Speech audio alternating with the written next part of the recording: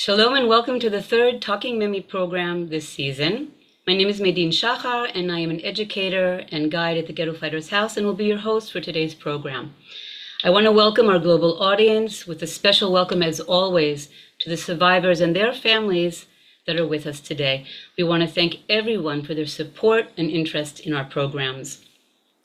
Today's program will focus on the impact of animation in Holocaust Remembrance. This topic has intrigued me for some time.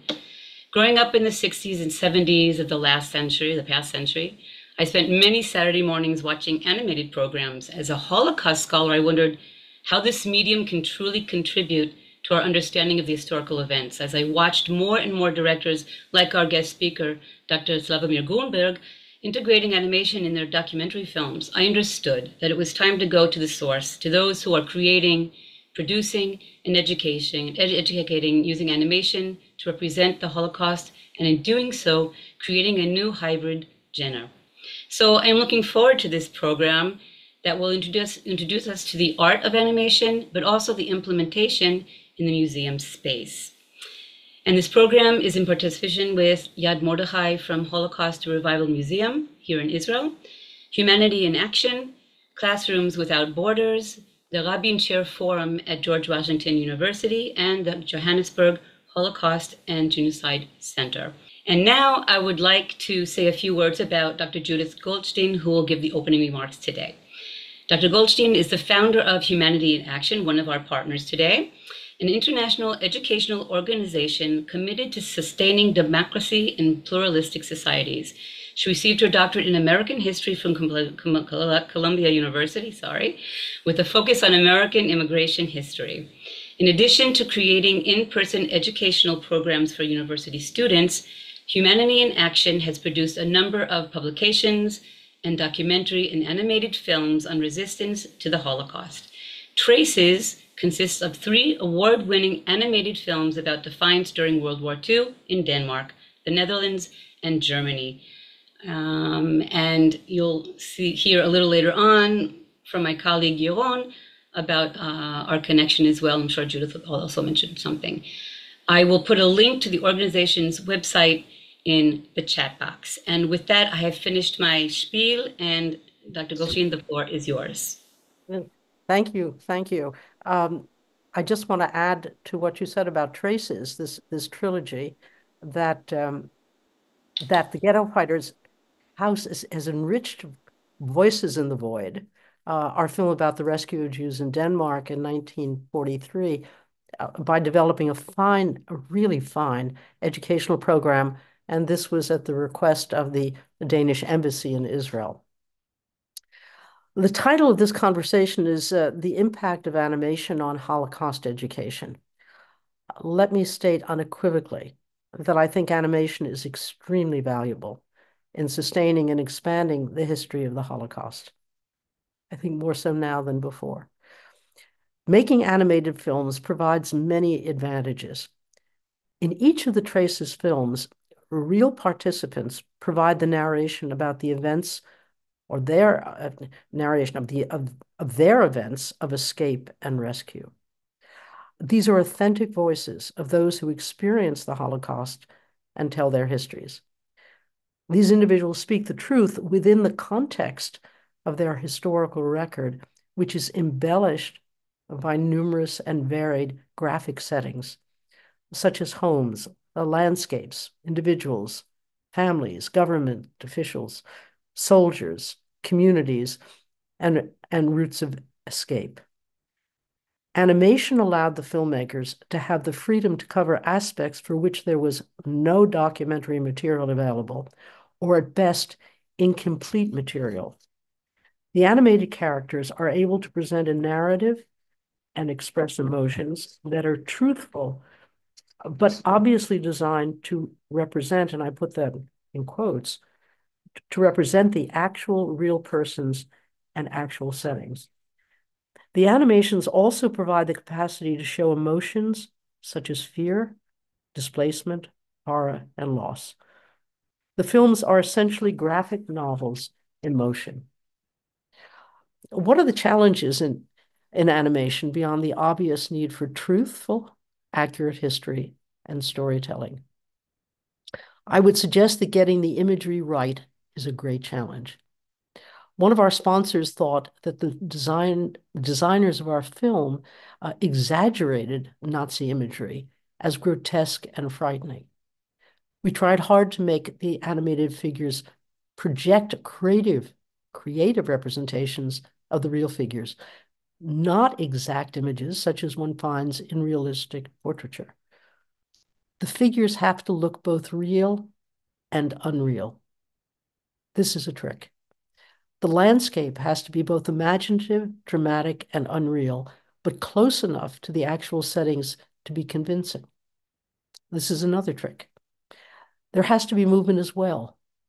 In Voices in the Void, the movement is generated by showing escape routes through trains and cars and boats, images that need to be representative of the time and situation.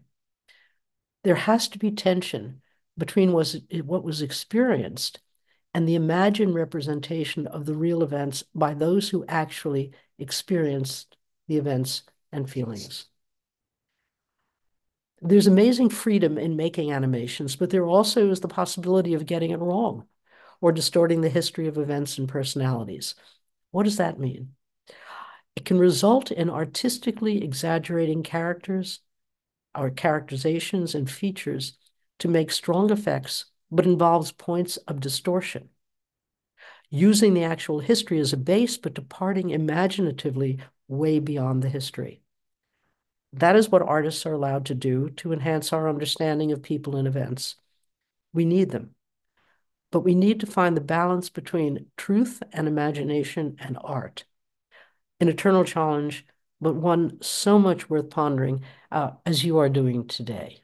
Thank you, Judith, for these opening remarks. Really, the work that we're doing in the Ghetto Fighters House with Voices in the Void, it's incredible. And that's really one of the reasons why I wanted to do this program, because I was so enthralled by what was going on. I didn't quite understand the things you were talking about, the reality, and then the not being real at the same time, this trick of trying to balance between the two. So thank you so much for sharing that information with us.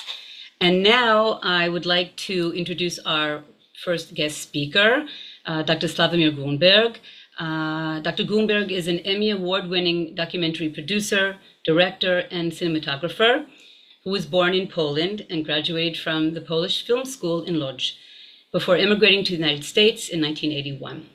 Since then, he has directed and produced over 50 documentaries on diverse topics, including How About We Stop By Tomaszów for the Day, Still Life in Łódź, Karski and the Lords of Humanity, Castaways, The Berezniks, Portraits of Emotion, Coming Out in Poland, The Legacy of Ibavna, and Saved by Deportation. Grunberg's acclaimed documentary School Prayer, A Community at War, aired on PBS and won an Emmy. His numerous accolades included the Guggenheim Fellowship, the New York Foundation for the Arts Fellowship, and the Soros Justice Media Fellowship. Grunberg has also worked as director of photography on notable films, including Legacy, an Academy Award nominee for Best Documentary Feature in 2001, and Sister Rose's Passion, which won Best Short Doc at the 2004 Tribeca Film Festival and received an Academy Award nomination for Best Documentary Short in 2005. In 2019, Grunberg celebrated 40 years in filmmaking, Mazal Tov, at a gala event at the Polish Theater in Warsaw, which included a screening of movie stories by Slawomir Grunberg, a documentary about his career by Krzysztof Toszkiew, I hope I said that correctly, an English edition of the Polish language biography Slawomir Grunberg, A Man with a Camera, written by Barbara Grunberg, was also published in April of 2021. Also in 2019, Grunberg earned a PhD in film arts from Łódź Film School with a dissertation titled Nonfiction Animation, an Effective Means for Breaking the Rules of Documentary Film. The dissertation was published as a book in 2022 with a premiere event held a year later at the Museum of Cinematography in Łódź. One of Poland's most recognized film directors and cinematographers, Grunberg was honored with the 94th star on the Alley of Stars in the Łódź Walk of Fame in June 2023. Grunberg's artistic approach in unconventional, in the unconventional in the documentary world, incorporating innovative techniques to create a unique cinematic reality. In films like Karski and the Lords of Humanity and Still Life in Lodge, which you'll talk about in his presentation, he skillfully combines animation, special effects, and rephotography to enhance storytelling. As he describes, the transition between animation, archival materials, and interviews creates a new film reality. Slavik, the floor is yours. Yeah, Medine, what a great introduction. Thank you so much. First of all, thank you for inviting me to this program. It is wonderful that something like this exists. I'm very happy to be part of it. And what can I say? My presentation is really based on my experience of making three documentaries, Holocaust-themed documentaries, where I use animation. Also, it is based on the book which you mentioned, which is titled An Effective Means, Non-Fiction Animation, An Effective Means for Breaking the Rules of Documentary Film. This is the book. It's actually in Polish. I hope it will be in English one day. But this is my research, and this allows me actually to make this presentation. Through my research, I guided readers through the century-long history of animated documentaries. To illustrate this phenomenon, I selected and analyzed dozens of films that I consider representative of specific historical period or noteworthy for their innovative animation techniques, or simply personally inspiring. Several of these films explore Holocaust-related themes. This is what is in my book, and this is part of the research. Through this extensive research and countless hours spent watching animated documentaries, I came to realize that animation, when thoughtfully applied, has the power to elevate storytelling in unique and profound ways. I tried to effectively utilize animation in my three Holocaust-related films, of which segments you will see today. First of all, first one is Castaways, then another film, Still Life in Łódź, and finally segments from Karski and the Lords of Humanity. When working on Karski and the Lords of Humanity, as with my other films involving animation, my process began by searching for animation style and animators whose work would best align with my vision for the film. And selecting animation director, and visual style for the drawings, backgrounds, and character design is critical in shaping the final animation.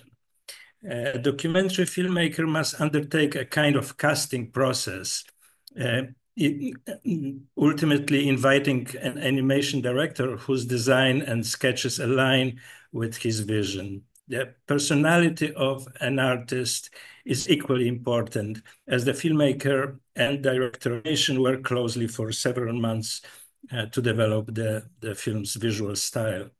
For each film, I received various animation proposals, each accompanied by timeframes and cost estimates. One key consideration was the technique used for creating backgrounds. For instance, one method allowed for a 3D camera-like illusion of depth, but relied heavily on rotoscopic, a technique I wanted to avoid. Another option involved traditional character animation, similar to that used in Waltz with Bashir, where characters are designed and animated from scratch. While visually effective, this method was rigid and costly, requiring significant effort to make changes. The third option was a minimalistic character animation, characterized by subtle, slow movements and layered images to create a sense of space. This approach focuses on designing character images with restrained motion to capture the atmosphere of the scenes. For all my films so far, I chose the minimalistic approach. In my 2013 short film, Castaways, of which segment you will see in a second, in a minute, co-directed with Tomek Wiśniewski, I sought to move away from the conventional talking heads approach and immerse the audience in the tragedy they were witnessing, despite the absence of archival footage. To achieve this, I used drawings that came to life on screen. Authenticity was a priority, which is why I chose Stanisław Żygolewski, a relatively unknown local artist from near town of Łapy, to create the drawings. These drawings were used in the film to recreate historical scenes, visually conveying the horror experienced by desperate parents trying to save their children. This marked my first experience using animation in documentary. Please have a first segment.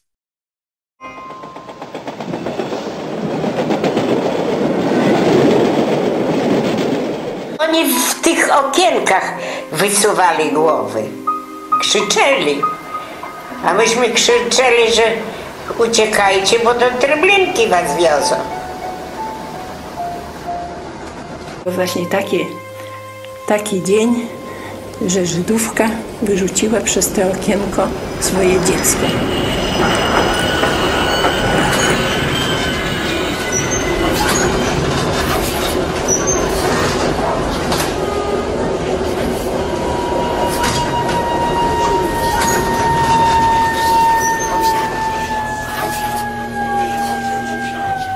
Zostało wyrzucone dziecko, chłopczyk w wieku około 6 lat. Ten dzieciak to był taki, ja wiem, mały tłumok, taki zawinięty w szmaty. A dodatkowo jeszcze był owinięty w płaszcz, w jesionkę męską i po środku związany paskiem. Normalnie w toporowym wagonie z boku jest okienko, a z drugiej strony jest taki szyber. No i oni poprzecinali te druty, włazili w te okienka, a z tyłu ich popychali. Mnie się wydaje, że jednak Żydzi, znaczy rodziny tych dzieciaków liczyły na to, że ten dzieciak może przeżyje. Tego dziecko to widziałem, bo akurat jak wyrzucili, akurat ja szłem i ten dzieciak latał, może jakieś 4 lata, miał chłopczyk taki, a później jak ojciec wyskoczył i syn, to Prus wziął takie i połapał i tego dzieciaka wziął to dziecko na ręce, kazał wziąć i potem tam postrzelał tego ojca i syna i tego malutkiego to zastrzelił. Animated documentaries occupy a unique space between reality captured by the camera and the imagination crafted by illustrators. Animation transcends the limits of live action footage, immersing viewers in memories of historical events. This approach is especially powerful for reconstructing moments where there is no unprecedented multidimensional perspective that traditionally documentaries cannot always achieve. Animated Holocaust documentaries provided key advantages. The first one is reconstruction of the unseen. Animation enables filmmakers to depict events and emotions that live action footage cannot capture, such as memories, dreams, or symbolic representation of trauma. It avoids the artificiality often associated with poor executed reenactments. Second, universal visual language. Animation adaptability allows these films to be easily dubbed and understood across different cultures, languages, expanding their global accessibility. And third, adding new layers to Holocaust memory by blending archival footage, survivors' testimonies, by creative animation. This film creates nuanced, multidimensional records of Holocaust history, enriching how the history is remembered and understood.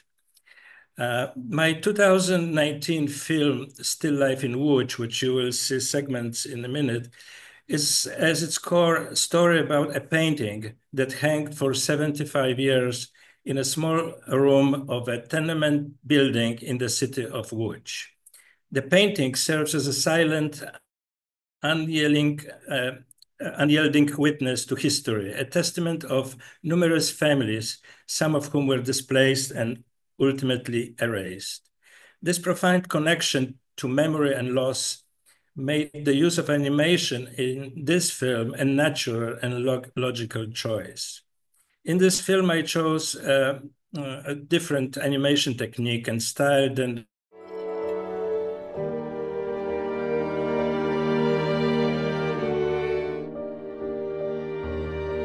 I will tell my story through the use of a metaphor.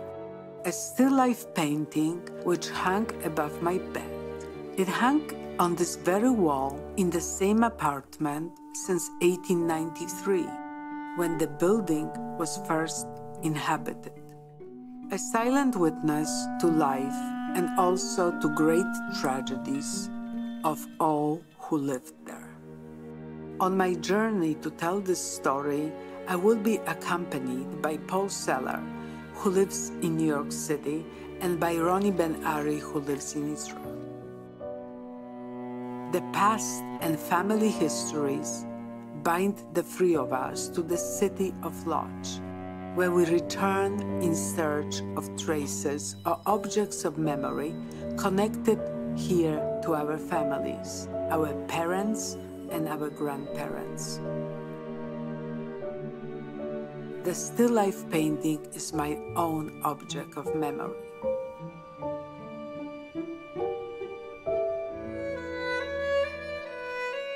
The painting itself, painted by a Russian painter by the name of Tolpin, it's still in a beautiful condition. I always wondered what the strange round object next to the curtain was. I spent many mornings contemplating this question. It was mysterious and a little scary.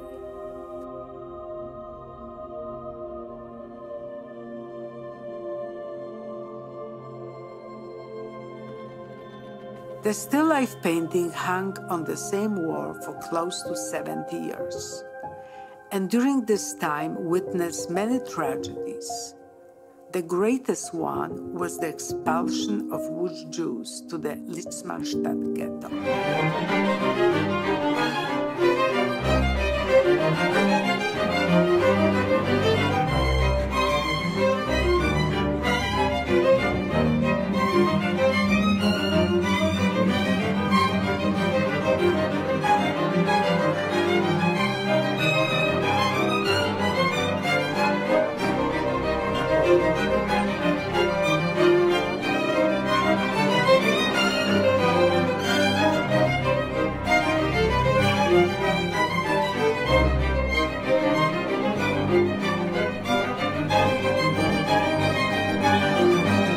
Tenants in apartment 16 at 41 Kińskiego Street also had to leave all of the belongings behind, including the still life painting, a painting which they probably acquired for a Simcha family occasion, or perhaps as a decorative object. It remained in its birth, in the same apartment and on the same wall. Great. So in this film, Marcin Podolec was the director of animation, and I chose working with him because he is from Łódź. His animation company is from Łódź, and he's familiar with the city's company, with the city's history, and so he was the ideal choice. But also in the film, I incorporated post-war artwork by David Friedman, depicting the harrowing daily life in the Łódź ghetto, as well as all scenes from Auschwitz and the death marches. Animated documentaries exploring the Holocaust, its survivors and their descendants represent a relatively new approach to Holocaust remembrance. Over the past decade, the genre has grown greatly, with over 24 or more such films released in the recent years. When I began conceptualizing Karski and the Lords of Humanity in 2000, 2008, I asked myself which medium could best convey the extraordinary story of Jan Karski, a man who risked his life to tell the world about the Holocaust. He infiltrated the Warsaw Ghetto, a Nazi transit camp, delivering his harrowing eyewitness account to leaders in Britain and the United States. A pivotal moment in my creative process came in 2009 when I watched Ari Foltzman animated historical film Waltz with Bashir. That experience convinced me that only creative animation could bring to life the story of someone who died decades earlier. While working on Karski and the Lords of Humanity, I struggled for years to secure funding. I applied for grants from organizations such as National Endowments for the Humanities, Polish Film Institute, and despite consistently receiving high evaluation, the project faced one recurring criticism: why use animation? At that time, before animated documentaries had gained wider recognition in global cinema, animation was often dismissed as frivolous or inappropriate, more associated with cartoons than serious storytelling. Combining animation with Holocaust imaginary was seen as risky and reckless. Close friends who supported my Karski project repeatedly questioned my decision, asking how I plan to integrate animation into such a serious project. Gradually, I felt increasingly isolated with my crazy idea and frustrated by lack of funding to bring it to life. The turning point came when I launched a successful Kickstarter campaign to create a rough cut that included partial animation alongside existing footage. This proof of concept finally demonstrated the potential of my approach, convincing skeptics. Completion funding soon followed, and after 7 years of perseverance, I was able to finish the film. And Karski and the Lords of Humanity became the first documentary to blend archival Holocaust footage with animated sequences.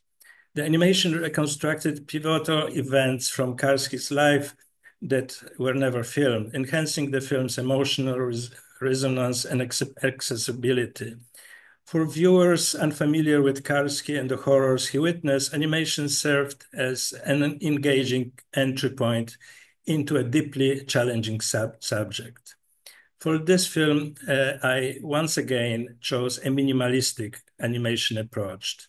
The next step was finding an artist, an animation director who could propose the right artistic solution. And Tomasz Niedźwiedź from Buddy Buddy Studio in Poland developed a 2D animation concept that immediately captured my attention. It aligned perfectly with the film's goal, blending seamlessly with archival material and interviews. I provided Tomasz with a list of books about Jan Karski, which he studied over a week, and we agreed that animation would need to evoke the era, fit the historical context, and honor Karski's mission and legacy. Tomasz brought a deeply personal connection to the project. He revealed to me at one point that his family had sheltered a Jewish family during the war, making the Holocaust subject a personal and cultural significance for him.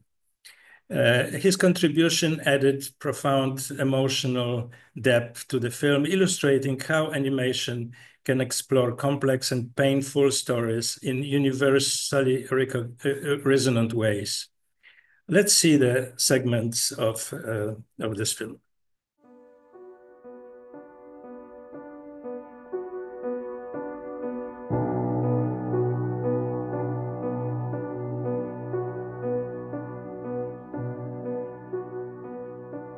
Gestapo SS men who that later interrogated me could prove you are a spy. They beat me, they broke my ribs, they knocked out my teeth, they broke my jaw, they almost knocked out my eye.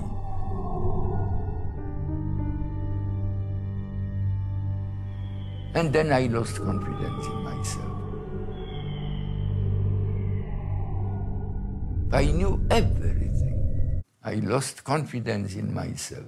And in one of my shoes, I have regular gillette. I tried to cut my veins. First, I believe, right hand, then left hand. The blood running. Then blood stopped running. So I was making this. Blood started to run, and I fainted.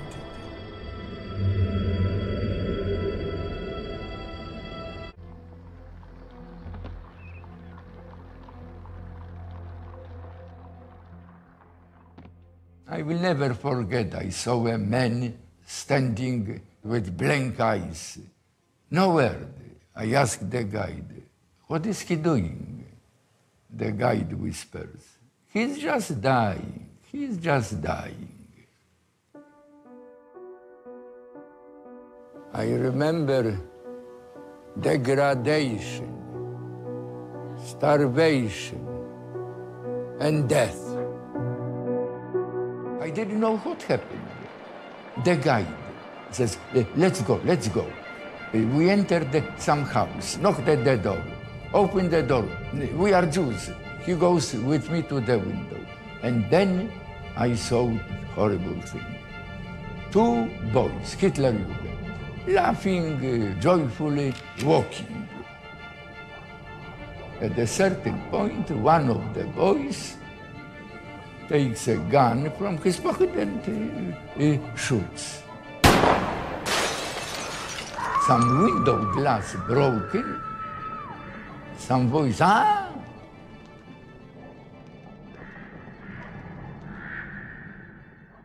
So I was paralyzed. So when I screen Karski and the Lords of Humanity and other animated documentaries to young audiences worldwide, I witness firsthand its profound emotional and intellectual impact. Animation allowed me to connect with the generation I wanted to reach, providing educators with an effective way to present the horror of Holocaust in more accessible form. Animated documentaries are particularly effective educational tool, resonating with younger audiences in the way that traditional talking heads documentaries, let's say like Claude Lanzmann's 8.5-hour Shoah, often cannot. The success of animation in documentary hinges on whether it enhances or disrupts the narrative. If the animation integrates seamlessly into the story, enriching it without detracting from the film's core message, its inclusion is justified. However, if the animation feels intrusive or out of place, it risks undermining the tone and coherence of the film. In such cases, one must assess whether the problem lies in the choice of animation style or in its very inclusion. The third possibility exists when animation adds undeniable value to the film, serving as a natural complement to the narrative. In these cases, animation elevates the storytelling, acting as vivid artistic extension that gives the film metaphorical wings. Animated documentaries have carved out a vital space in contemporary filmmaking, offering a dynamic medium to blend reality with imagination. In the realm of Holocaust films, animation has proven to be a powerful tool for education, remembrance, and emotional engagement. As this genre continues to evolve, its boundaries remain fluid, shaped by experimentation of filmmakers and the response of audiences. Over time, these innovations will further define the role of animated documentaries in both cinema and historical memory. For now, animated documentaries demonstrate how breaking the rules of traditional filmmaking can lead to powerful, lasting stories that educate, inspire, and connect with audiences across generations. I'm currently working on a film titled Hidden Heritage, A Jewish Awakening in Krakow, which tells the remarkable story of revival of Jewish life in Krakow, Poland. And if funding permits, I plan to incorporate animation into this film as well. Thank you very much for listening. Thank you so much, Shavik. First of all, there are a lot of questions already in the chat box, so you're invited to take a look while we listen to our next speakers. Also, people are asking where they can see the films. If you have the link for Log TV, put it on. If not, I'll put it on afterwards, after I introduce our next speakers. So Can I answer this question? Yeah, there are a few questions in the chat box, actually, already.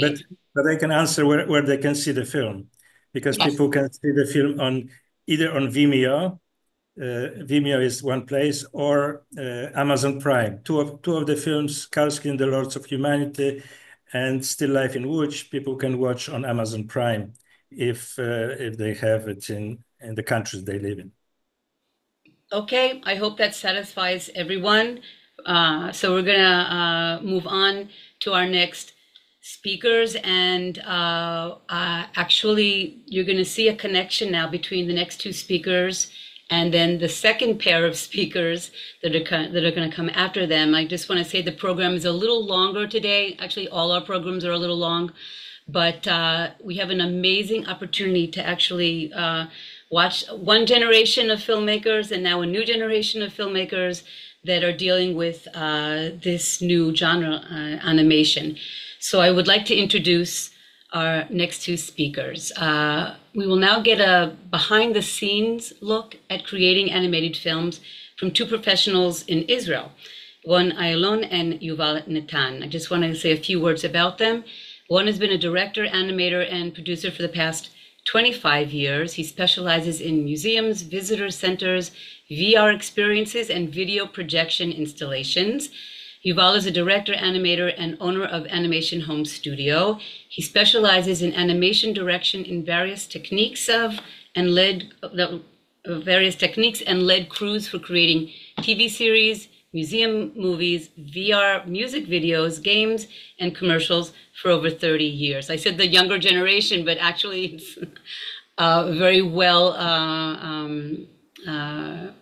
known, and actually 30 years and 20 years is pretty long, but they still look young to me. It's still a young field. In the field of stop motion that maybe Yuval will explain a little bit afterwards, Yuval is known internationally for his music videos and commercials. He was nominated for a Grammy Award, won the prestigious Annie Award, and various international awards. And together, Ron and Yuval recently won the 2024 Animix Award for their movie, What is Home?, which they'll be talking about today, that tells the true story of Holocaust survivor Gabi Cohen. And with that, the floor is yours. So hi, everybody. So our story, our collaboration started 2 years ago. We both had a long career before and quite different. Ron started from is doing museums for many years and video installations, VR experiences also in Auschwitz and now making a VR experience on Sobibor, which is the first to my knowledge. Mm-hmm. And I did mostly more commercial work, a lot of music videos, and specialized in stop motion, in which I think that what I brought to our partnership is the meaning of material and the load that the material, the emotional and intellectual load that the material bring into the animation. And now together, since we started working together, we did already 2 movies and we're working on the third. The third one is about the Warsaw Ghetto Revolt, which is being made nowadays, and hopefully will be done by a year or so. So, behind the scene look, so first of all, we're honored to be part of this forum, and we want to show you a bit of what's under the hood and behind the scene look. So first of all, our basic concept of an animation is trying to be less didactic, which means as an animation studio focused on a Holocaust-related project, our goal is to immerse viewers in the experience of our protagonist. Through this experience, we aim to teach historical facts rather than creating didactic museum films, which means we're basically looking for the individual story and follow it more than just delivering the facts itself. And animation allows us to bridge gaps where no photographic material exists. It enabled us to recreate moments and emotions that deeply resonate with audience. Our first example is a film called What is Home? It tells the story of Gabi Koren, a Holocaust survivor who was homeless until the age of 8. After moving through many homes, he finally found a sense of belonging in Kibbutz Yad Mordechai. The film was made for the Kibbutz Yad Mordechai Museum. When we started it, learning about Gabi himself, we learned that he was a carpenter and an optimist. So to honor his spirit, we chose to create the film in 3D animation with character designed as simple wooden dolls. The wooden dolls symbolize resilience and simplicity, while the warm color palette reflects his optimism and hope. I want to add to the use of wood, as we see it, is also a material that everybody can connect, because it connects them to their childhood. And Gabi Koren, our hero of the film, had no normal childhood. He had no parents, and the kibbutz was his chance to give those people of the kibbutz, children of the kibbutz, a childhood that he didn't have.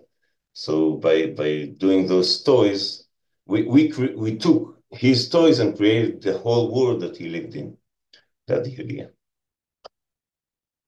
So we drew inspiration from children toys in the kibbutz. You can see on the right some original pictures of toys in the kibbutz, which are usually very simple, made by the carpenter in the kibbutz. And that was our original theme, to work even in building the background, which is like basic cubes, or everything, the vehicles and the persons themselves. Another thing about the technique, it always looks like stop motion, but actually it made in 3D, and we added a kind of a strobe emotion to give the feeling of a real stop motion, but it's a matter of budget to do it all in stop motion. Okay. All right, so the wooden dolls symbolize resilience and simplicity, connecting to Gabi's story, both as a carpenter and a survivor. When Gabi reaches Israel, which is about when he was 8 or 9, the colors of the movie shift to softer, more pleasant tones to reflect hope and new beginning.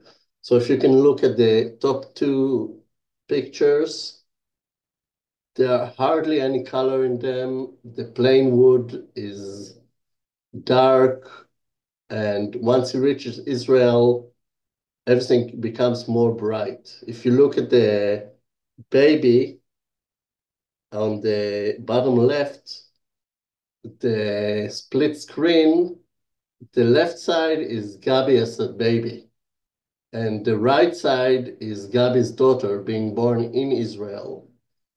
And it's almost the same picture, but there's a huge difference between them. One is very dark, one is much more optimistic. Which reflect his character, Gabi's character. Another thing we decided, which was kind of weird to do in a Holocaust-related film, was to use some humor. It was originally made to reflect Gabi's playful and optimistic nature, and to make the viewer's experience lighter for the audience. Because this film is for a young audience, which are teenagers in the museum, we decided to use a bit of humor, and this approach helps to balance the heavier theme while staying true to Gabi's optimistic personality. Let's see an example. Yes. This is while Gabi, as a young child, goes to live in a monastery. Inside the monastery, there's a Nazi headquarters. So we decided to make the children more playful and try to put some, what would children act like? And they would be a little bit naughty. That's it. Also taking under consideration that the viewers in the museum, a lot of times are children, most of the time. Yeah, teenagers. Yeah, teenagers. יש בעיירה 3 מנזרים, אחד מהם פרנציסקני, ובמנזר הזה יש בית יתומים פולני רשמי, והנזירות האלה החליטו להציל ילדים יהודים. So there's a dialectical approach here. So on one side, we put some humor, but we're still talking about serious and grave matters. Another example is when Gabi reaches the Ma'abara in Israel. Ma'abara is like a poor village that people just came to Israel, lived in. It's usually like tents or basic sheds. It's a grave place, but I would believe that Gabi would be playful even there. Comparing to what he had before. Israel, they lived in the Tira immigrant camp for a brief period. Thanks to their relatives at the Jewish Agency, they received better conditions and housing at Beit Dagan. But Gabi's wanderings did not end there. Meanwhile, Israel, they lived. So, moving to our next film, it's A Man Escaped from Treblinka, which is a total different theme. This film represents the testimony of Jacob Kaszpinski, who escaped Treblinka after 18 days and shared his story with Rachel Orbach through the Oneg Shabbat organization. The subject matter is deeply harrowing, and we designed the film to reflect this gravity and intensity. We used charcoal drawing as the animation medium, symbolizing fire and destruction. The monochromatic color palette underscores the bleakness of the events, helping to convey the emotional weight while avoiding explicit visuals. The testimony itself is very hard to read, which led us to a conflict. How can we show the unshowable? Again, this film was made for the museum, mainly for teenagers, and there was like a limit that we don't want to show the explicitity of it. So one of our biggest challenges was that, depicting events that were too horrific to show directly. So we tried to work around it. We used abstraction and suggestion to let the audience feel the impact without showing the unshowable.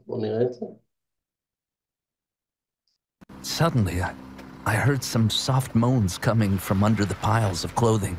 Water. Water. Please, some water. There was no water to give them. We didn't drink anything since the day before. Idiot!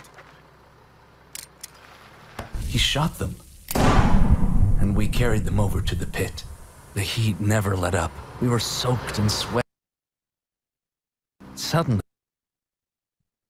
another technique we used here was a montage. The montage sequence was employed to depict the horror symbolically, layering images and sounds to evoke chaos and brutality without explicit representation. We took the band that many death camps use as a basic to make this montage. And we did some technique with shadows and silhouette and quick cuts between them to produce the feeling that every day you see the same horrific stuff, and without showing it to the length. Yeah. there were dozens of times I was so close to breaking down from all that I saw. It was agonizing bearing witness to all those floundering souls being crushed in the devil's hand. Sweet, innocent children, little angels. My heart ached with sorrow. How could you destroy such beauty? Helpless Jews, unable to use their intelligence, experience, or talents, abandoned by God and man. I realized I had to escape and take revenge. So, conclusion. Animation provides a unique and powerful medium to address the sensitive topic of the Holocaust. Through carefully chosen artistic styles, we can convey deep emotions, tell impactful stories, and connect with audience in a way that balances the gravity of the subject with accessibility. Our goal is to teach history through experiences, allowing viewers to reflect and remember while navigating the complexities of these challenging topics. Thank you. By the way, there are questions in the chat box. Take a look while Tamar and Yaron are speaking. They're very interesting questions. And again, I want to apologize for anyone who needs captions. I say this every program. It's okay. It's okay not to stay with us and watch the recorded program and put captions in when you watch. The only reason why I don't do this, it's because I really want to respect the speakers, and sometimes the captions are completely off. And when we're talking about the Holocaust, it's not appropriate. So again, I apologize for those who find it difficult to hear what the speakers are saying. And I invite you to watch the recorded version that we will send you because you registered. And you'll be able to watch it with captions freely and go back and forth and stop and whatever. And with that, I want to again say thank you to our speakers. That really, it's incredible the different ways animation is being used, and just the ability to be able to take Gabi's personality and turn it into these toys from the kibbutz, which is something I have also experienced not growing up, but living here for a very long time. So thank you so much for sharing that with us. I'm going to move on to our next two speakers, Tamar and Yaron, and I want to introduce them. So I'm just going back to my script. We're going to close the program with our last two speakers, Tamar Herzberg from Yad Mordechai that we've been talking about, and my colleague Yaron Tzur from the Ghetto Fighters House, and we've also been talking about him as well with the connection to Humanity in Action. I want to start with Tamar, a little intro, and then she'll give her presentation, and then we'll finish with Yaron. Tamar is the curator of the Yad Mordechai Museum. She has been working in the museum since 2014, first as head of pedagogy and later as project manager of developing the museum's connections with the Arab society, overseeing a pioneer training course for Holocaust instructors from the Bedouin Society. Tamar is a graduate of the Revivim Honors Teacher Training Program in Jewish Studies of the Hebrew University.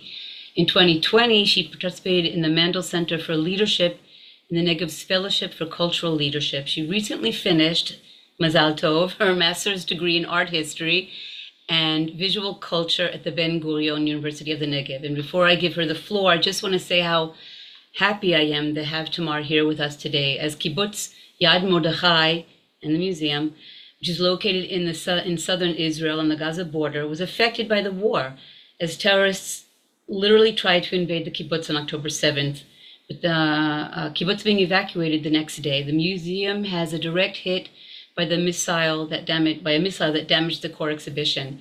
As a result of the dangerous situation, the kibbutz had to postpone the celebration marking its 80th anniversary and the museum's 55th anniversary. The films that we're talking about today, that Yaron and Yuval talked about already, were supposed to be premiered, and that has had to be postponed as well. So for me, it's just a pleasure to have Tamar with us and to give her this platform to share with us the amazing work that they're doing in Yad Mordechai. Thank Medine for this kind presentation. It also mentioned that it's day 422 since the hostages have been taken, and I would trade everything that we've been doing here for that to change.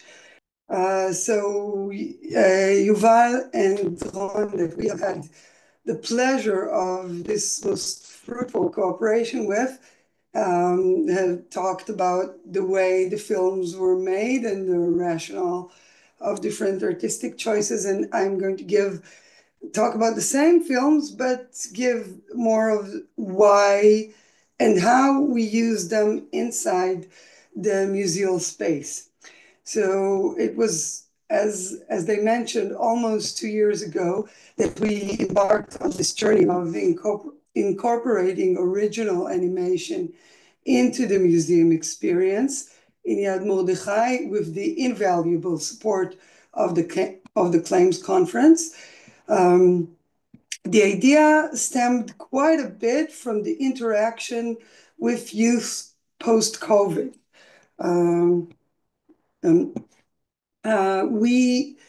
When young students started returning to the museum after almost a year of repeating lockdowns and isolation and learning through Zoom, we found them different. They had a harder time concentrating, participating, engaging in historical studies from an analytical aspect. They seemed to need from us more of an invitation for emotional processing, for content that would appeal to them on an emotional level, and something that will allow them to air out feelings and deal with subject matter from that perspective. So we did sort of an overall thinking about our educational programs, and we changed to, well, mostly thematic instruction into which the films were incorporated. We shifted towards that, where we let the children spend more time in each room, and then so the activity inside the gallery can, be a longer process where they can express themselves more, and it can be more meaningful. And then it isn't based on the chronological historical narrative, but rather on a universal theme or concept that relates to the historical events, such as home, oppression, resilience, resistance, etc. This is where animation came in. The films that we produced corresponded with these themes, and they're meant to evoke a discussion that also allows for emotional expression. Well, the films are self-explanatory enough to be standalone and actually are connected with different activities and used on different platforms in the museum and out. they are still meant to draw the visitor through the emotional experience into a discussion about feelings, experiences, and values that are supported by the rest of the museum exhibit and the rest of the museum environment. So the first film, A Man Escaped from Treblinka, is used both in the resilience theme and the resistance theme, as it evokes a nuanced discussion of both.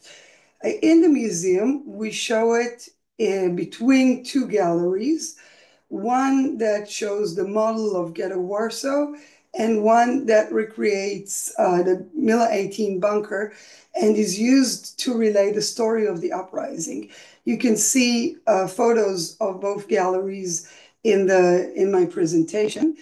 And in the short clip that I'm going to share with you in a second, though it's less than a minute long, it conveys a lot about the sense of meaning for a person and its importance for motivation and survival. In Koszpicki's testimony, he also discusses much of the need for resistance, and coming into this discussion about the uprising and resistance after watching this film about Treblinka helps lift the discussion, and it bridges a gap that it would take the instructor, if they were talking about it, it would take them many, many words and maybe even lose the students by then.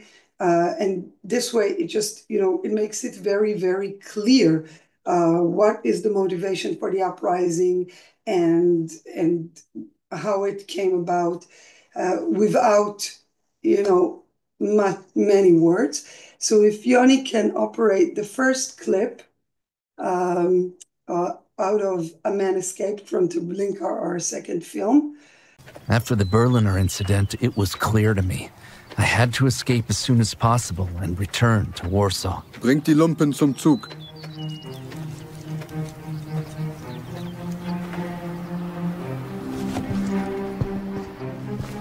I anxiously waited for the train to depart. Finally, after the inspection, the train moved. I had kept my vow. I escaped from Treblinka after 18 days and just long enough to see Germans afraid of Jews.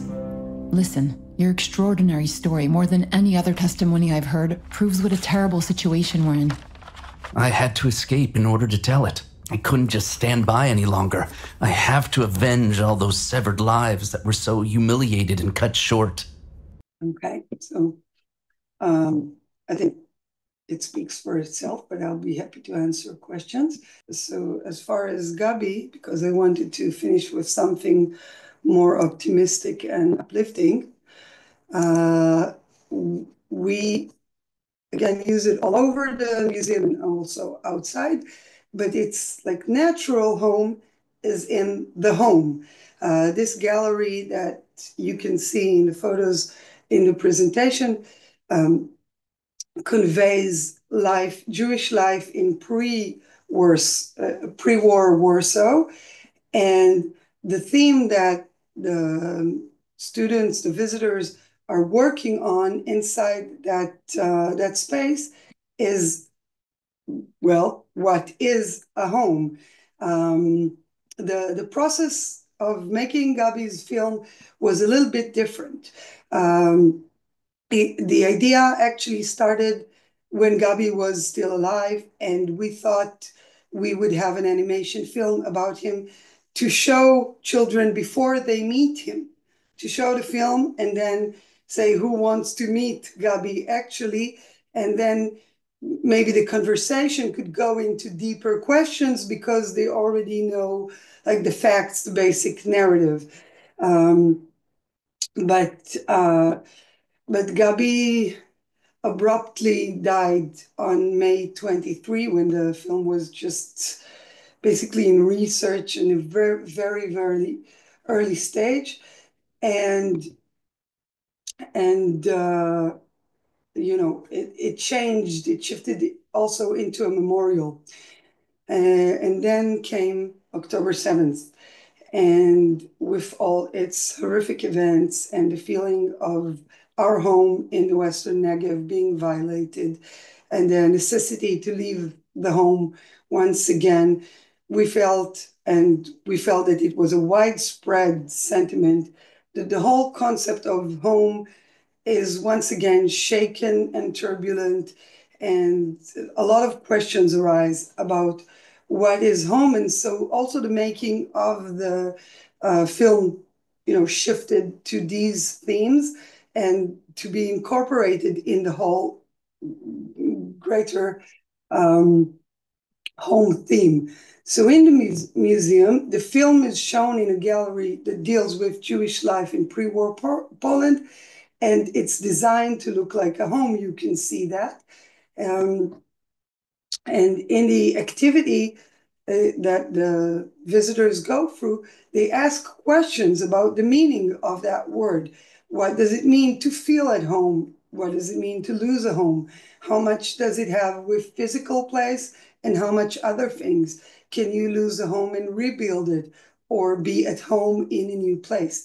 And was, of course, we do connect it to the historical theme, was Poland a home for the Jews? So when the students discuss these questions, the animated film gives them a nuanced and sensitive perspective on that theme, and it enriches their discussion, raises more questions, answers others, and it allows the processing of those questions through a personal story that, while being so personal about Gabi, is also one of national and communal aspects and meanings for us and for our visitors. So I'm going to ask Yoni to show you another clip of What is Home about Gabi Cohen, and I think that would be, we will finish with that sweet moment. My presentation is done. During most of his life on the kibbutz, Gabi served as the kibbutz handyman, a caretaker of sorts. In this capacity, his job was to make repairs and help all members. This suited Gabi perfectly. Gabi quickly became part of the soul of the kibbutz. There, he practiced the love of humanity and giving he learned in the convent. He viewed the kibbutz as his home and his family, and in his job, he cared for all the kibbutz members. Gabi was also an amateur carpenter, fixing things that broke and making lots of toys. He once made wooden swords and clubs for all the kibbutz children to help them chase away bad dreams. Gabi loved the freedom and the open spaces of the kibbutz, but over time he understood that as a last member of the Koren family, he wanted to start a family and have kids. At the age of 40, Gabi married Malka. 2 years later, his eldest daughter was born. אני לוקח אותה, מחבק אותה, אחר כך אני מרים אותה. איפה אבא? איפה אמא? להפתעתי, פעם ראשונה בחיים שלי, אמרתי את המילים האלה.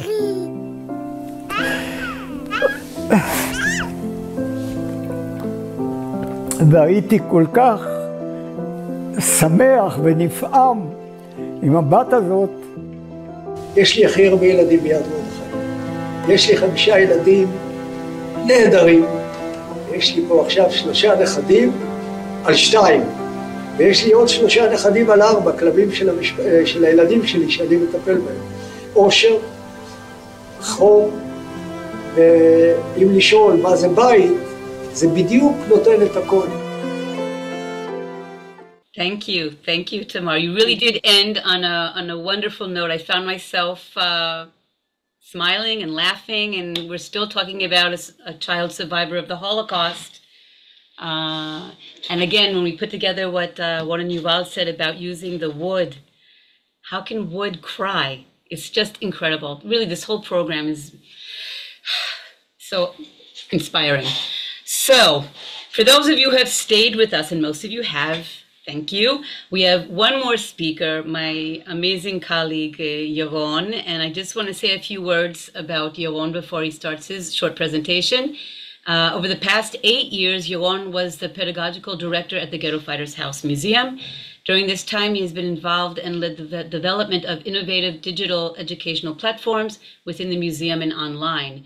As part of his responsibilities, he developed the museum's educational programs and content, which includes the guiding outline within the museum, the catalog, online workshops, virtual tours, and other new platforms.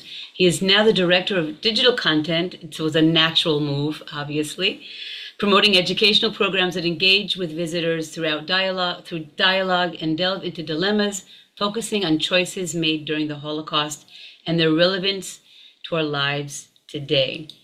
Yaron, the floor is yours.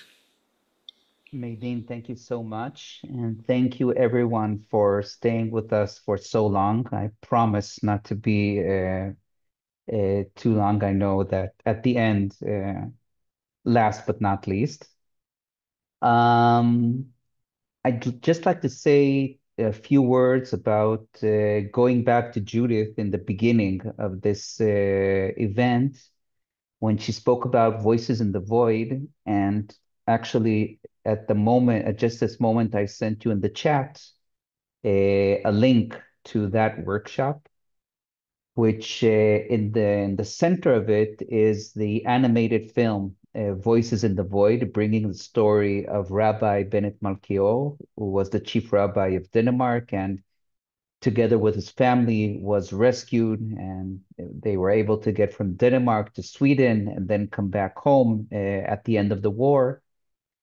And for us, this workshop, first of all, is very unique and special and moving because it brings a very totally different aspect of rescue during the Holocaust. Because, you know, in most cases, rescue was something very individual. But in Denmark, it was about a whole nation. That's how 95% of the Jews of Denmark were rescued, which is a very unique story during the Holocaust. And with that animated film and the workshop combined together, I think we created something that made this story very much approachable through that animation. And something very tricky about animation that should be said, that animation, you know, most of our participants are teenagers. And when you show them animation, they don't want to feel, you know, like little children because, you know, like Medine said, and I was from the United States as well, and I would see Marvel and, you know, Hanna-Barbera and all of the wonderful animated cartoons and Saturday, and our parents couldn't speak with us. But they don't want to feel childish. So animation with teenagers needs to be very, I'd say, direct, specific, and grown up. So they'll feel on one hand that this is something wonderful and beautiful and different. And on the other hand, that, you know, they don't feel like they're being treated like children. So this is a very, you know, it's a very delicate line when working with these ages. So that's about Voices in the Void, and you can see it in the chat and later on go into the workshop. And you'll, by the way, there's the animated film there. It's 18 minutes and it's wonderful. And I'd like to say from that point that it really inspired us to start thinking about creating animation in our museum. Now, something that needs to be said about animation, it's expensive. And if you want to create a wonderful animated film, there's lots of funding is needed, and to work with wonderful artists like Yuval and Ron and other people, and to do this, and it takes time. And during that period, we started to utilize AI tools in our museum to start being able to create animation by ourselves. And again, We're not artists, we're not directors, we're not animators, but I think that one thing that we've been able to do, again, when I want to be very, very modest, because I feel very modest when, you know, when speaking near people who are real artists and did these amazing things. And I love the film of Yad Mordechai, is that we feel that we want to go more and more deeper into this world of animation, because we think that it brings a whole different language to the story of the Holocaust.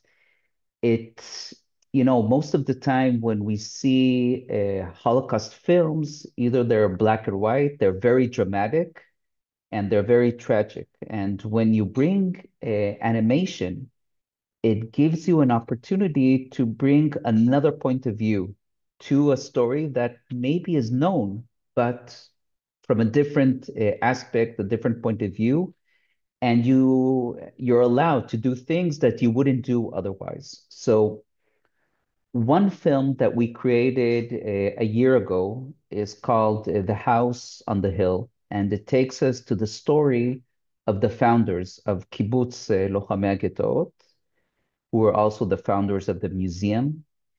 And it takes us to the story of the day after, meaning how did they found the kibbutz? What happened to them at the end of the war?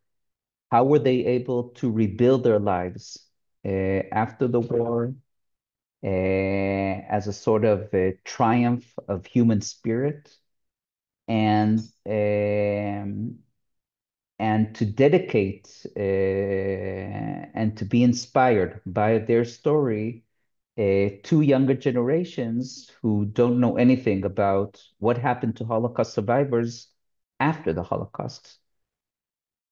And I'd like to show you a part of the film that we created. I'd just like to say in advance, it was done almost a year ago. And since then, AI has become much better and much more reliable. And things I did then, I wouldn't do today. I would do it differently. But with AI, we will be able to create a script, and with the AI, we were able to create the images, the still images, and from there to take the images to another AI program which animates those images, and together with the editing and the soundtrack and etc. to create this short animated film. So לאט לאט אני מבין, בני משפחתי אינם. אני חייב לחפש אותם. אני הולך ברחובות העיר ומתבונן בפניהם של העוברים ושבים. אולי אחד מהם הוא אבי, אמי, אחותי. אני עוזר אומץ ומכוון את עצמי לבית משפחתי. הדרך עוברת עליי במתיחות והחשש גובר. אני הולך, מביט לצדדים, אנשים חולפים מולי. איש מהם אינו מזהה אותי. אולי הם עושים עצמם כלא מכירים? אני ממשיך ללכת, מגיע לביתנו ודופק בדלת. נשימתי נעצרת. אישה זרה פותחת את הדלת, שולחת בי מבט עוין. נראה שהיא מבינה מי אני ונותנת לי להיכנס. אני מחפש ומבקש אחר אות וסימן, משהו שיזכיר עדות כלשהי, אולי צילום או מחברת. אני יודע שהוריי הטמינו בדירה חפצי ערך, אבל כלום, שום דבר. אני מסתלק משם בידיים ריקות. אני אתום. נשארתי לבד, ללא בית. זמן רב לקח לי להתאושש. החלטתי שהמטרה שלי לעלות לארץ ישראל. חשבתי שכל מה שקרה לנו התרחש מפני שאין לנו בית משלנו. מדינה. שמעתי על התארגנות של קבוצות צעירים ששאיפתם ופועלם להגשים את החלום הציוני. רציתי להקים יחד איתם קיבוץ. התגבשה בנו ההכרה כי זקוקים לנו שם ממתינים לבואנו, לבנות יחד מדינה יהודית. התחלתי את המסע המפרך וההפלה לארץ, וכשראיתי אותה לראשונה מהספינה, התמלאו עיניי דמעות. כל העבר כאילו נעלם. פתאום הרגשתי את חמימות המקום ותחושת הבית, כאן בקיבוץ, אותו הקמנו על הגבעה. במה אני מתגאה? בכך שלקחתי חלק פעיל בהקמת המדינה שלנו, בהגשמה שכל כך ייחלתי לה. שכאן על הגבעה הזו הקמנו את הקיבוץ שלנו, קיבוץ לוחמי הגטאות. הרגשנו צורך אז לספר על מה שעבר עלינו, לשם כך הקמנו מוזיאון, שינציח, שיספר, שיחנך. מתוך תחושת האובדן הבלתי נתפסת לאחר השואה, הצלחנו לקום ולשקם את חיינו. במה אני מתגאה? בכך שהענקתי בית חם ואוהב לילדיי, ומאוחר יותר לנכדיי. כי החיים, כך מסתבר, חזקים יותר מכל דבר אחר.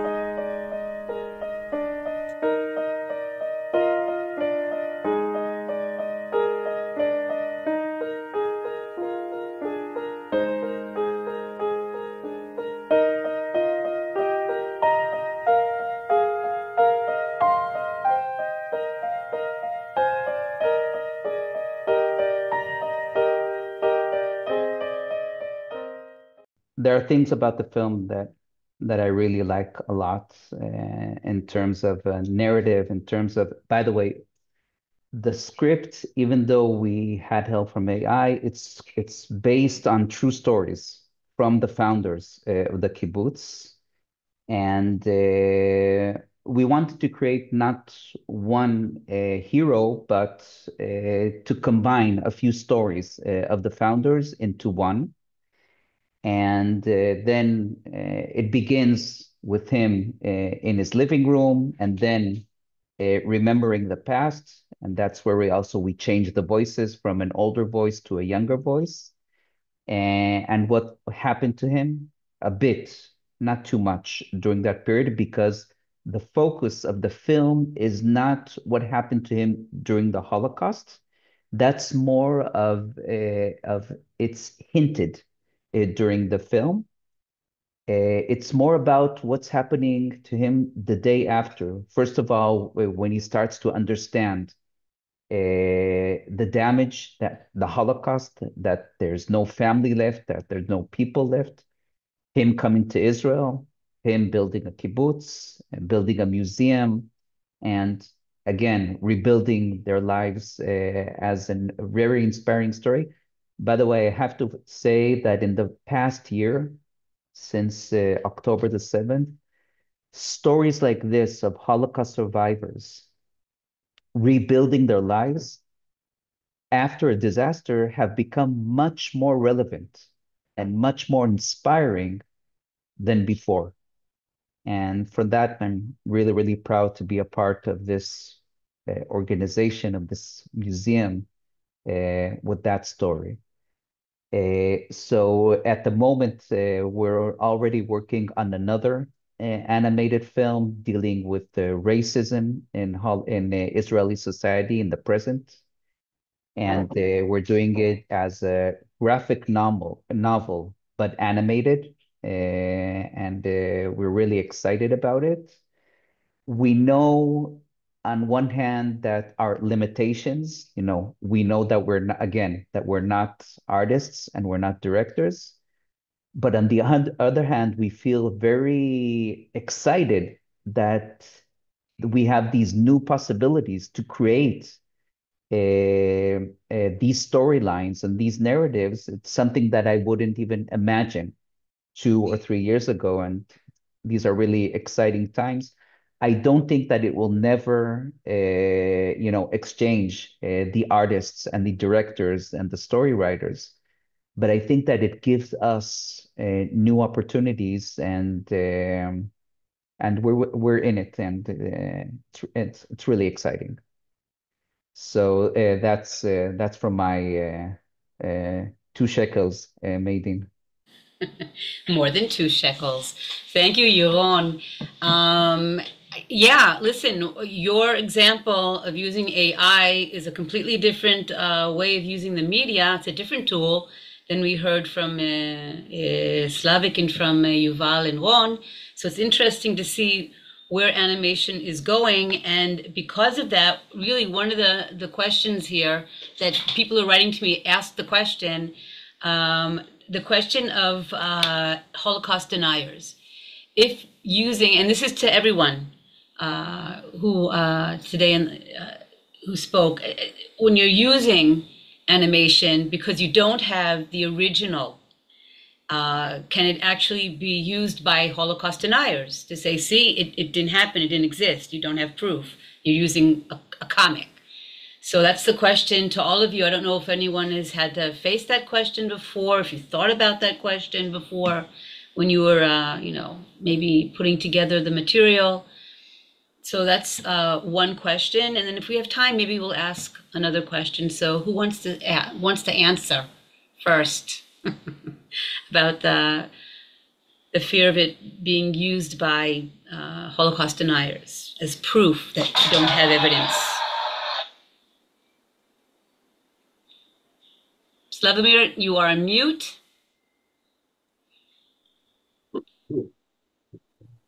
Well, if I can answer my point of view, first of all, we need to remember that unlike Israel, unlike today, not everything was documented. So the lack of actual footage is actually very trivial. But second, and I think I speak for everybody here, everything is based on documentation. The only thing that I think can play to the hands of Holocaust deniers is actually the use of AI, and not like in animation, but in trying to recreate a very photorealistic footage. That's a place that can be very dangerous. I totally agree with you, by the way. We've seen examples, for example, of taking still pictures, putting them in an AI program and making the pictures speak like they're real personas. Tamar, I don't know if you saw this, but you have this picture of Mordechai Nilevich, and he's animated, but he's not animated. It was sent to me from quite a few sources, yes. And it's so, I have to say, so creepy. Yeah, exactly, creepy. Yes, I've also seen the use of AI in Holocaust. You can't tell the difference, and you're like, what am I looking at? I can share an example from the world of physical preservation, that on original historical sites, when you cannot preserve the original material, then you do something that's obviously not the original material, like in our battleground restoration, when we have the trenches made out of concrete, because it's obvious that there was no concrete trenches in 48. So animation is a little like that. There's no claim for truth. Obviously, once you go to the drawing board, then there is some difference between reality and how the director thought it, unlike things that pretend to be photographic.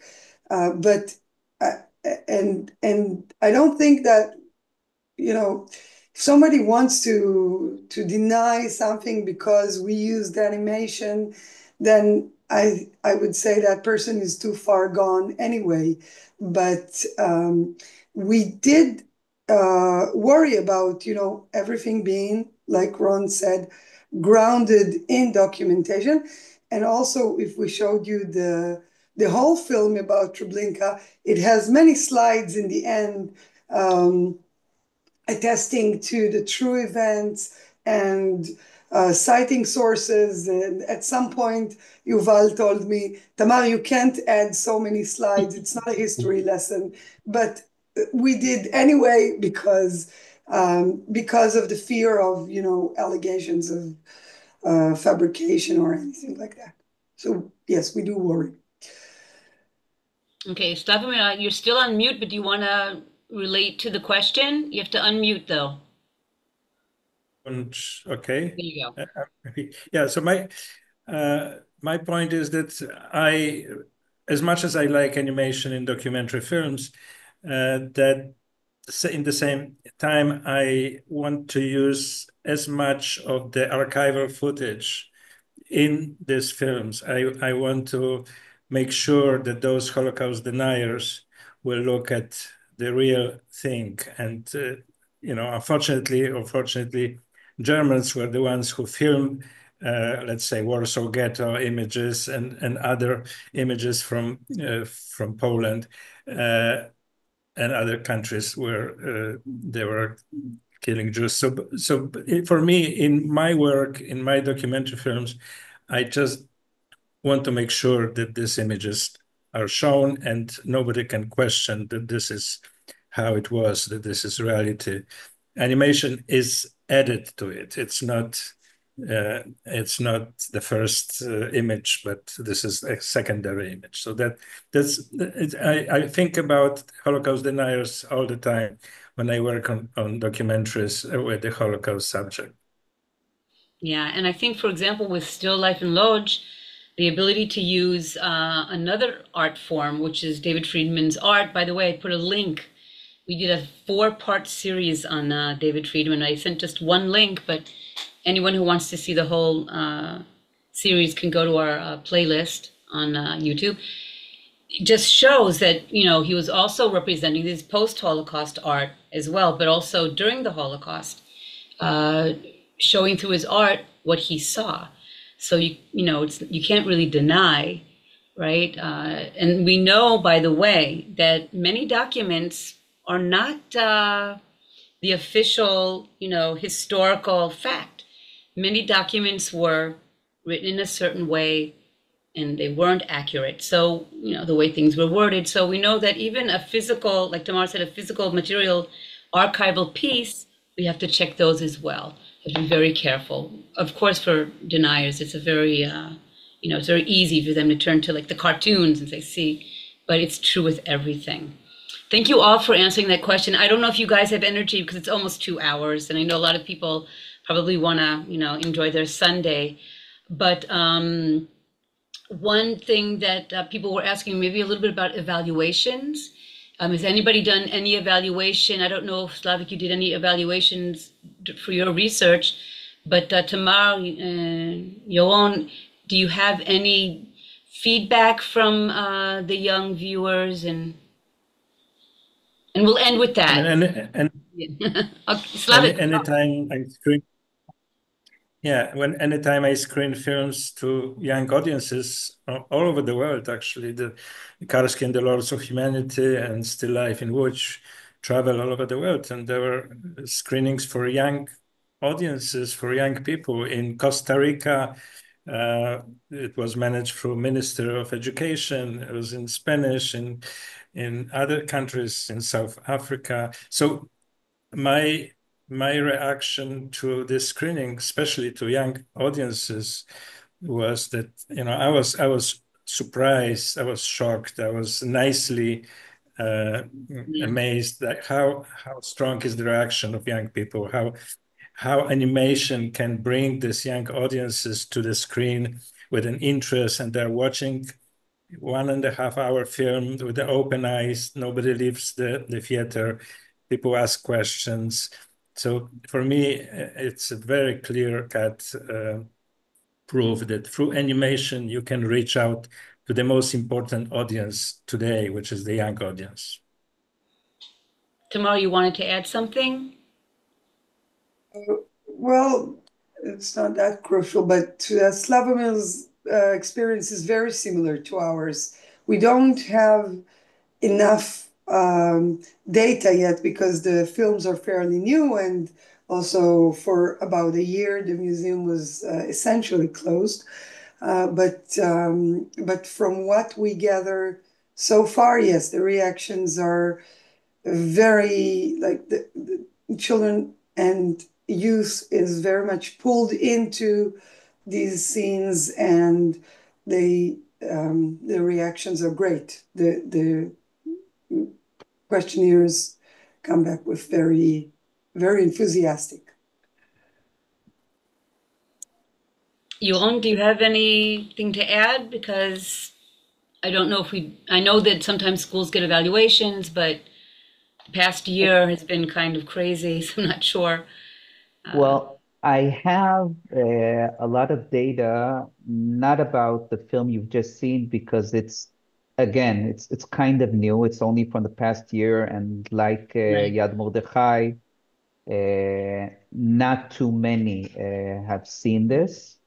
Regarding Voices in the Void, about the rescue of the Danish Jews, on this we have lots of feedback and lots of data. And by the way, not only from Israel, because the workshop is translated to 5 languages and it's worldwide. And it's amazing because many people, first of all, haven't heard about the story, and for them to see it first time with the help of animation, it made it really approachable. And it's something that I think that really inspired people in terms of values of a country willing to rescue their Jewish neighbors. So yeah, I think that it's been very successful. Okay, I think with that, we're gonna close the program, but I'm thinking it's only the beginning for me, even though it's almost 11 o'clock at night here. So I want to start by thanking all of the presenters today. I also want to thank Dr. Judith Goldberg that gave the opening remarks from Humanity in Action. And I'm so grateful for the work that they've done with the Ghetto Fighters House. I want to thank Slawomir Grunberg. I think this is the 3rd time that you've come, and I learn from every program that we do with you. It's such an opportunity to meet director, producer, creator, and to have him share his experiences with this really interesting and fascinating genre.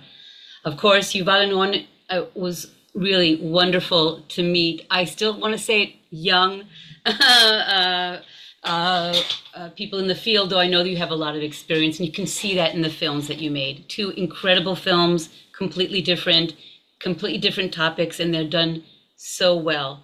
And you just gave us a taste of it as well. And Tamar and Yaron, my colleagues, I love you both. Thank you so much for coming to be with us as well and sharing your knowledge about how we're trying to educate with animation. And it seems to me that I need to do another program. It wasn't enough for me. I need more.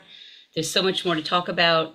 So I think I'll find a way to get another program together. Meanwhile, I want to thank our audience for being with here today, for being a part of the program. So thank you everyone, and Shabbat Shalom.